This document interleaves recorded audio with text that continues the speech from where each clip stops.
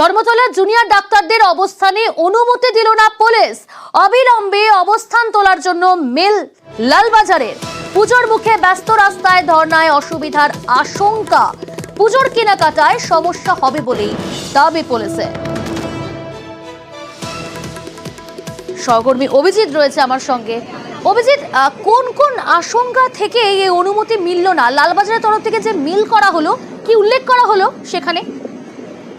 প্রিয়াঙ্কা, লালবাজারের পক্ষ থেকে DC headquarter তিনি যে মেল করেছেন, অর্থাৎ মেল করে তিনি জানিয়েছেন যে পুজোর মুখে পুজোর আগে যে পুজোর বাজার, সেটা ধর্মতলা অত্যন্ত গুরুত্বপূর্ণ একটা জায়গা এবং সেখানে যেহেতু নিউ মার্কেট থেকে শুরু করে লিডফেস স্ট্রিট কর্পোরেশনের মতন জায়গা আছে যেখানে লাখ লাখ মানুষ এই পুজোর বাজার করতে যায়, তাদের ক্ষেত্রে অসুবিধা যেমন হয় তেমন হতে পারে, তেমন ভাবেই প্রচুর পুজো প্যান্ডেলে এখনো প্রতিমা যায়নি, সেই প্রতিমাগুলো এই রাস্তার দিকে যায়।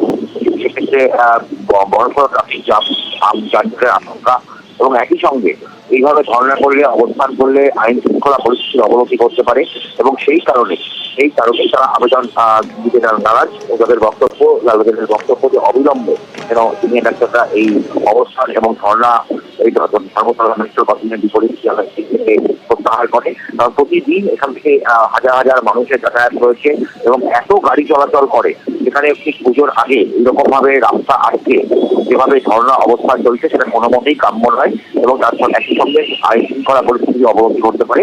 সেই কারণেই ওই অবস্থান প্রত্যাহার করতে বলছে এবং কিছুক্ষণ আগেই পুলিশের উচ্চপদস্থ আধিকারিকরা এসেছে। হয়তো আর খানিকক্ষণ বাদেই আন্দোলনকারী ছাত্র প্রতিনিধিদের সাথে তাদের কথাবার্তা চলবে এবং তারপরে বোঝা যাবে যে এই বিষয়ে পদক্ষেপ কলকাতা পুলিশের পক্ষ থেকে নেওয়া হচ্ছে। অভিজিৎ, সঙ্গে থাকো।